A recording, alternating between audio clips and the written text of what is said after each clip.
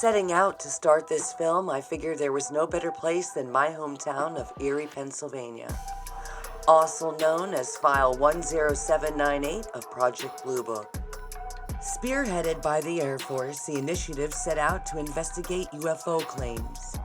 An unusual incident as such led them straight to our town.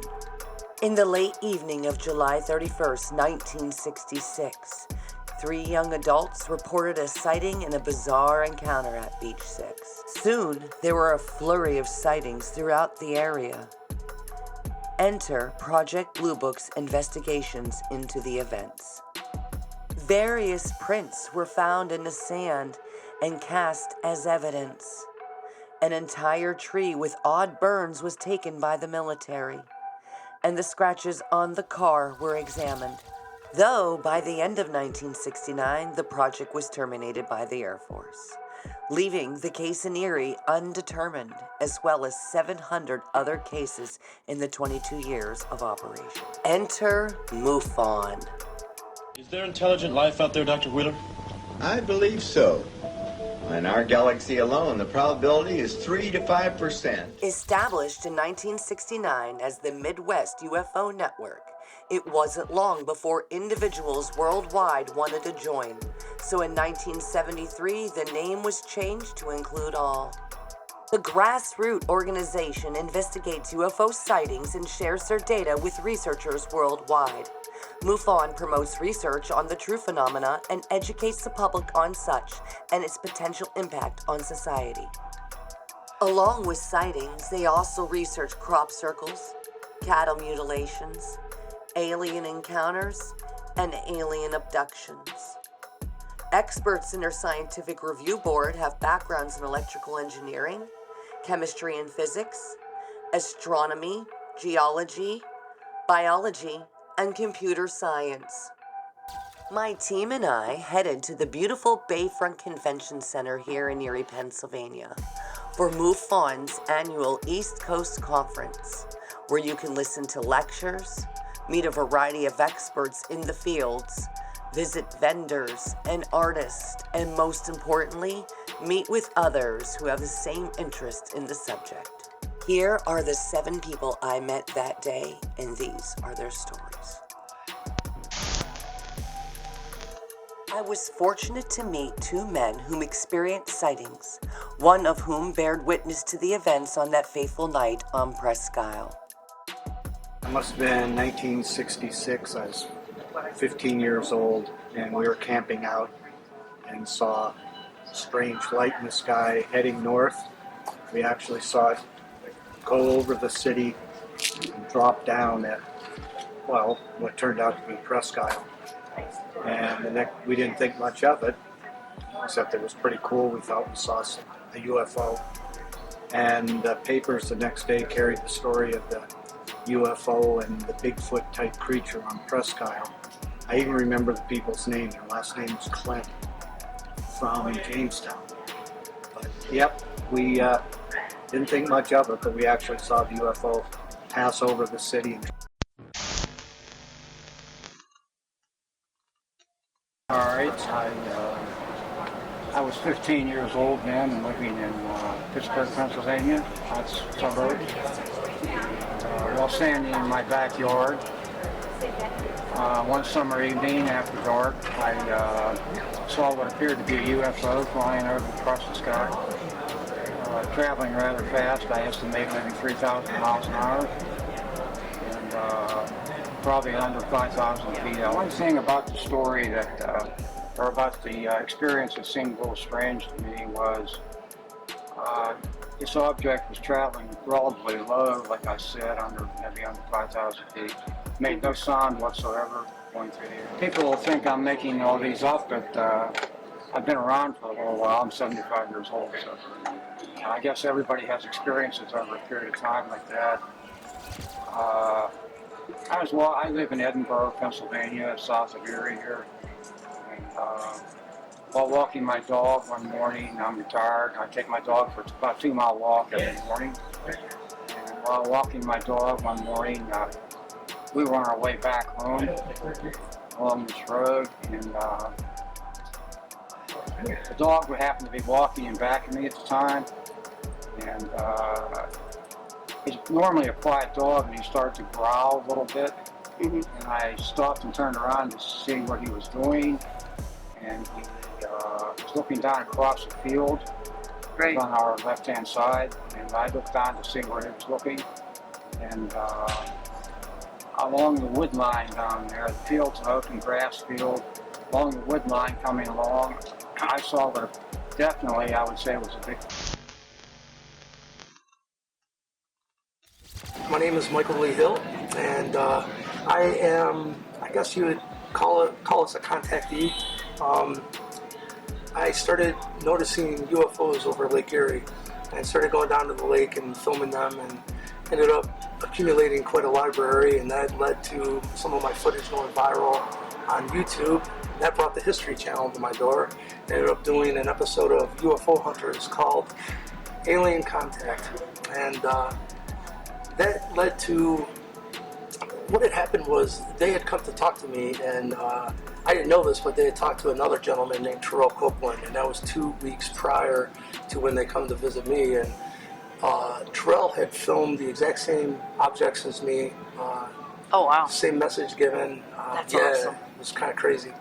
But the weird thing was he was a Marine, and he got an honorary discharge from the military because some of the world's top military doctors started looking into this weird blood anomaly they found in his blood, and no one could figure it out, so they discharged him from the military.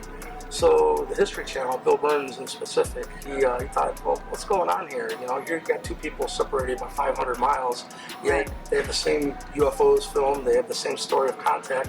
This guy's got this blood disorder that no one can explain. Wouldn't it be strange if this other guy, being me, you know, we both ended up with the same blood anomaly? So they flew both me and Terrell early 2008 to Boston and had our medical and blood work done by a Harvard professor. And that's when it was revealed that I shared that same unknown blood anomaly. Burns says right in the show, he goes, I think you guys are hybrids, and I believe that you're being given a course of study to understand what's unfolding in your lives from a behind-the-scenes group. Well, when he said that in the show, it hadn't happened. Right. It happened afterwards. Yeah. You know, for real, they did contact me, and the first thing they did was supply me with a whole library of Zechariah Sitchin's books, which I don't know if people know who Zechariah Sitchin is, but he's a professor, one of the only people who can actually read ancient Sumerian cuneiform, the clay tablets. Right. So he's not into ufology or anything. He's a professor. Not at He's all, like, yeah. no, this is just what the clay tablets He's say. a science guy. Yeah, this is just what it says, you know? Right. And it does tell the story of another, well, should we call them extraterrestrials if they were truly here on this planet before? So they suggested, especially Bill, you know, he said, listen, if you can get a hold of, they knew I was adopted, so they asked me to get a hold of my biological parents to see if this is a genetic trait. And so that was interesting. So I did meet with my biological mother for the first time, and I met my two half-sisters. On Bill Burns' Future Theater Radio, Grant is going to be talking about who, through all this, they found out was my biological father, and that's Eric Clapton.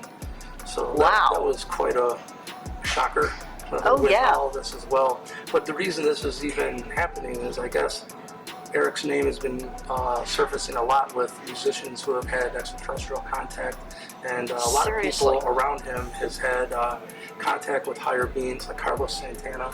You know, the whole Supernatural album, which turned out to be, you know, multi-million sellers because he was contacted by higher spiritual beings and said, we need you to make this album with some of these younger people coming up, and we'll bring people to your door. And Eric Clapton was one of those people.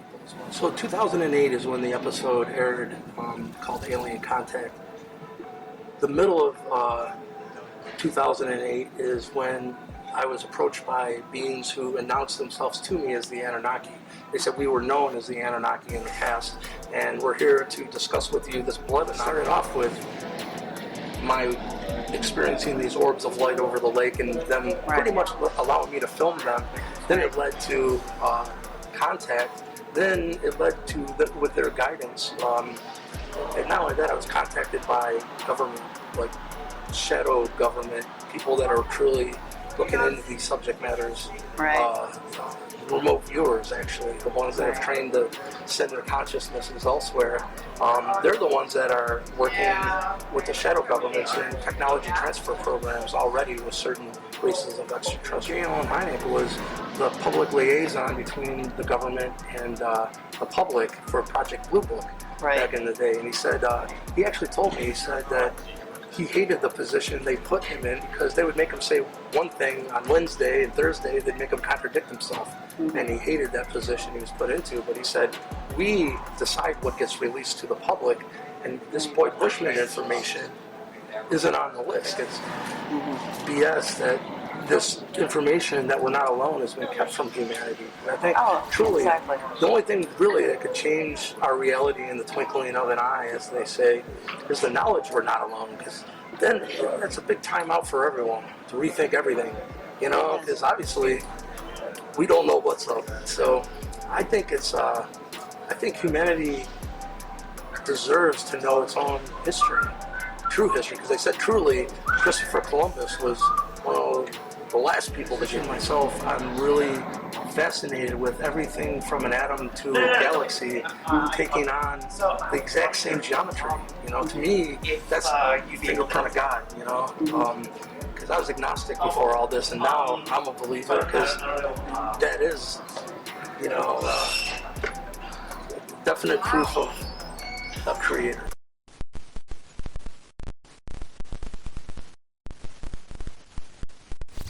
In the UFO business, my interest first evolved when I was 10 years old, and I was out playing football with a bunch of kids. I'm from Butler, Pennsylvania, and we heard a very loud noise, and we looked up, and there was a jet, the old-fashioned saber jet, chasing a very strange-looking object in the sky. And we were very scared, and we ran to my parents' house. We ran into the kitchen.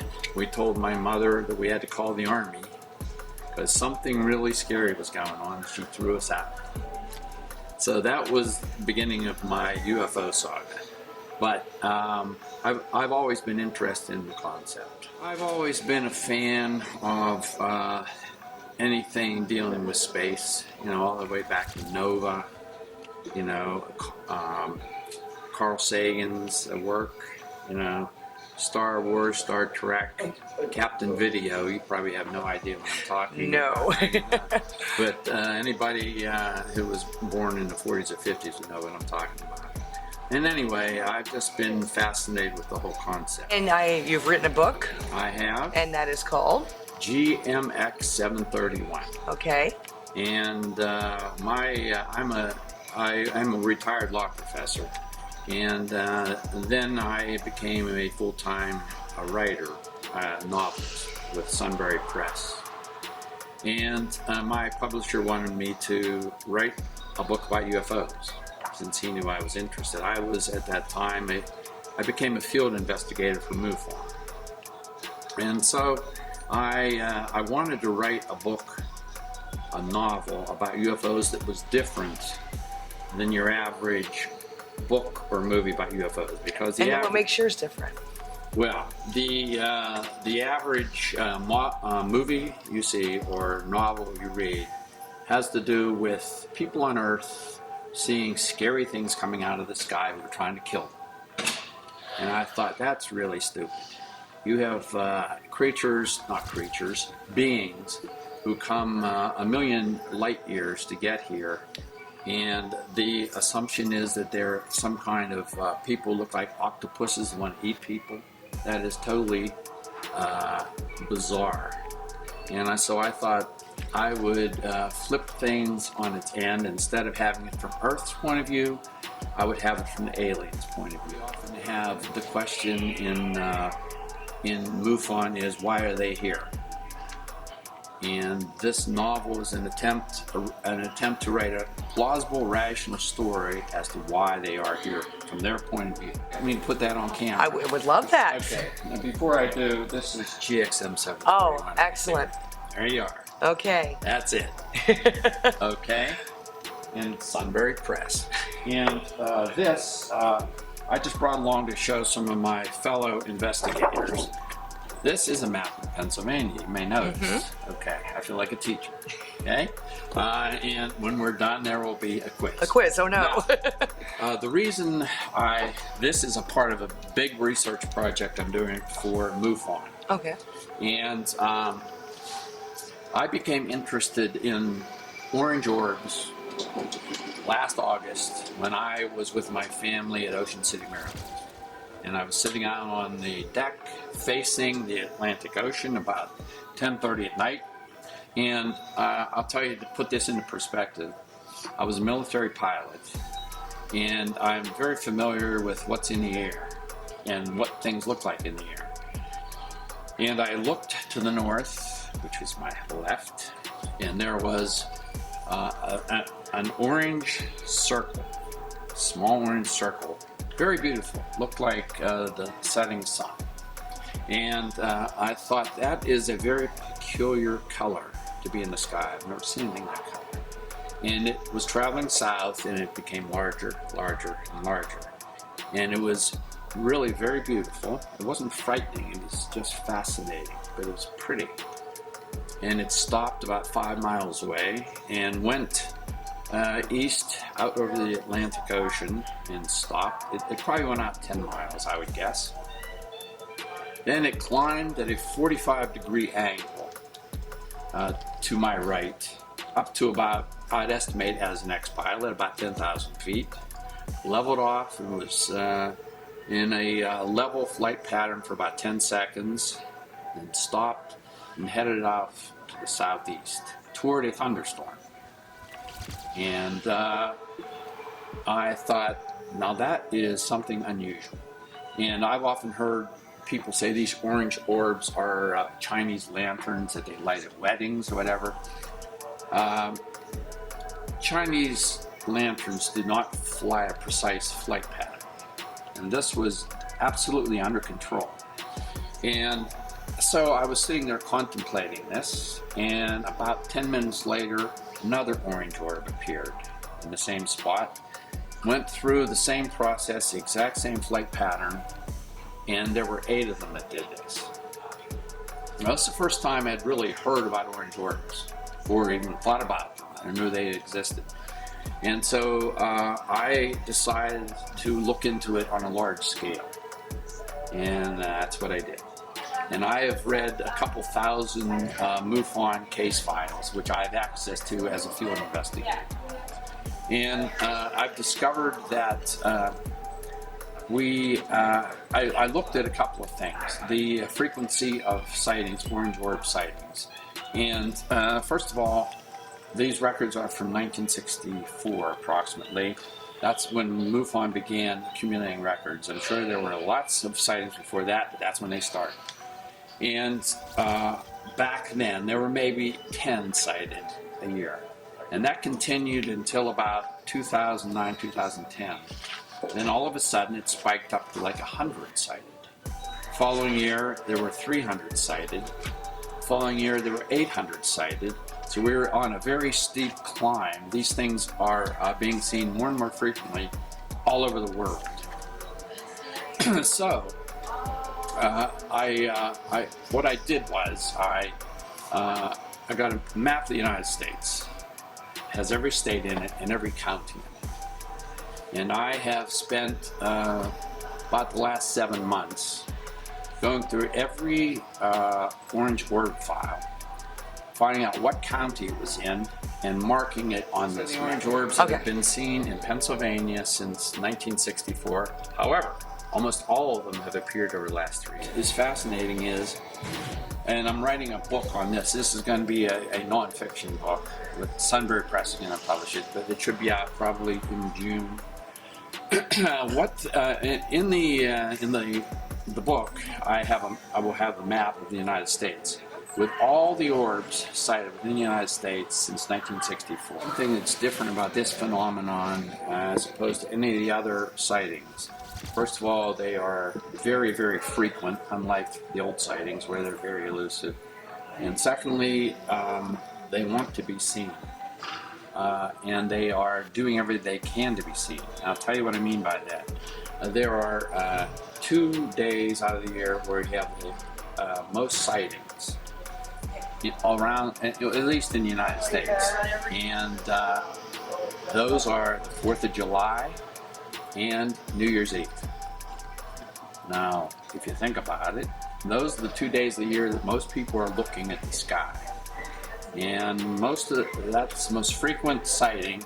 And what happens is there are the fireworks on 4th of July, they stop, in come the orbs, because everyone's still looking up. There's the fireworks on New Year's Eve.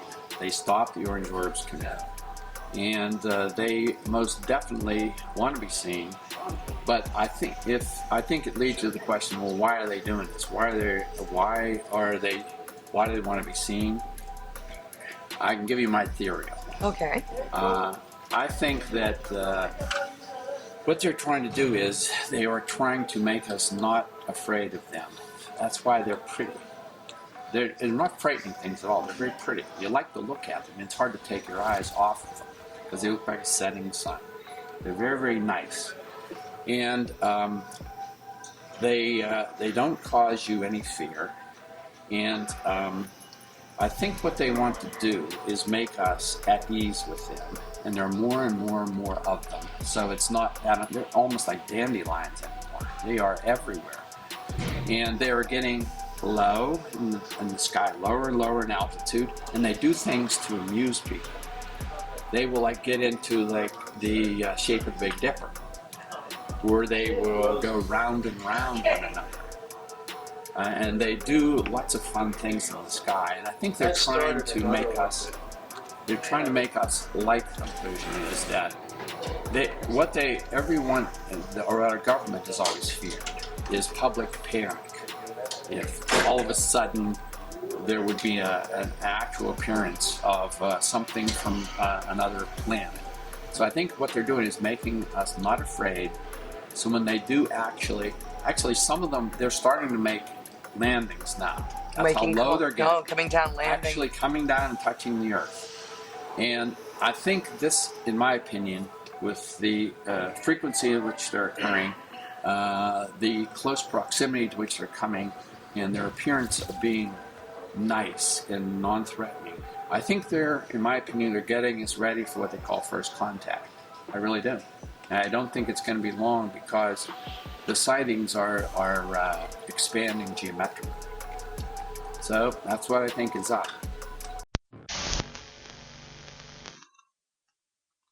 Okay, I'm state director for Mufon of West Virginia. I'm regional state director for Mufon in Pennsylvania. I also do investigations in Ohio, Africa, Canada. Also run an organization out of West Virginia called West Virginia Center for Unexplained Events. I teach a class. Right now we're teaching 2 classes on UFOs at Beaver County Community College and Eastern Gateway Community College, and also teach with Brian Seach a class on cryptozoology. I never believed in them. Okay, and me and my partner, I'll make it real short, was on a case one night, burglary in progress. Allegedly it was a ghost in the house. So we heard stuff upstairs. We talked to the lady. He said, "You're not going to write the report. There's a ghost in the house." And I said, "Yes, I am." Well, about 2 weeks later, I'm riding down the road in a police car, and it says, car 27 to 52. Go ahead. "What time are you getting off tonight, Fred?" I said, 11. We got a Bigfoot sighting up here. So it turned into something where he was making mockery of me. But actually, it became my, I don't know what you want to call it. I've been doing it since then. I would say 90% are either identified or hoax, blah, blah, blah. Out of that 10%, we have no idea what they are. Have no idea. Right. And the truth is still out there. You're still looking for the answers. Yeah. Been on a couple of abduction cases where we have good evidence. As a matter of fact, Sam Colosino and I are working on a case right now. We had a recent case in West Virginia where I gave it to a guy in Pennsylvania. But Mufon has their own abduction. We do the investigation. If we feel that it's qualified and they want some type of help, we refer it to them. And then they finish it. I do mostly the crazy cases. The what cases? The crazy ones. The crazy cases. Yeah, where they see humanoids or they see this or that. And, as I was saying, I do a lot of stuff with Bigfoot UFOs. I give presentations on it. I believe that he's either interdimensional or alien. Probably explain why some people just see them go away and Right, and they shoot him and nothing happens there. I mean, there's been times where he's been shot and he just went into the air. He can, on a snow football field, in snow, 10-yard line, 10-yard line. He starts walking here, and he ends up walking here. So somebody put him down and pick him back up again. There's so many things when you really get into it that, you know, he can't. I mean, I ain't saying there ain't some that may be flesh and blood, but I think some of them are actually. I'm the type, I'll walk in a bar, and I'll say I'm taking a survey. I work at KDKA in Pittsburgh. I'm going to survey. Have you ever seen a ghost, Bigfoot, or UFO? and when you do that, They look at me and they shake their head. oh really? And say no. And then about 15 minutes later, when they're not with their friends, they come over and say, dude, you get a card. When I first moved to West Virginia, they all thought I was crazy. Because I do a lot. I drink down at the VFW. And they would tell me, Fred, shut up. Don't be telling people you hunt UFOs and you investigate Bigfoot because they think you're nuts. But when I taught my first class at the college, and they did a one-page paper, the whole page paper was on me. I was like, oh my God, this guy's telling the truth. So now it's like, my God, you know, Fred this and Fred that. But when you still say Bigfoot is alien or interdimensional, they'll tell you you're crazy. We had a deal in Ohio a couple of years ago. One of the Bigfoot researchers was there, and he heard me talking. So when he got up to talk, he said, let me tell you people one thing. Bigfoot does not ride in no damn UFO. Let that be known. So Richard Dolan, the guy just walked by, I don't know if you know Rich. Rich was there. So at the end of the thing, they had a table discussion. And they asked Rich who he thought Bigfoot was. And he says, could be interdimensional. The Bigfoot guy jumped up and he says, well, he don't fly the damn thing. Well, he's on it, and if he's on it, that's all that counts, right? But it's a stigma. I mean, if you believe that, it's a stigma. You know, there's a lot of people out there that they don't believe nothing. They believe everything they're told. And if they say there's no Bigfoot, there's no Bigfoot. I mean, if they say there's UFOs, like, really? Sort of, yes. I mean, that's their upbringing. I mean, you can't. I look at them and just laugh. I mean, you believe what you want to believe, and I'm not trying to make you believe what I believe, but I'm going to tell you like it is. If you don't want to listen to it, then don't. I don't care.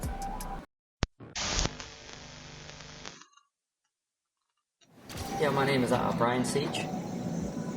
And I'm Terry Seach. We're with an organization called the Center for Cryptozoological Studies. We research all unknown animal sightings, Bigfoot, Mothman, Dogman, any unusual animal sightings that we can get. That's kind of what we research. We're basically southwestern Pennsylvania and into eastern Ohio and also the Panhandle of West Virginia. We've actually had our group since 1985, right? Well, this group since 2012, but we have another group, Center for Unexplained Events, that we formed in 1980. We get a lot of, I guess, circumstantial evidence, secondhand evidence. Right. Some of our best evidence is still our eyewitness testimony from witnesses.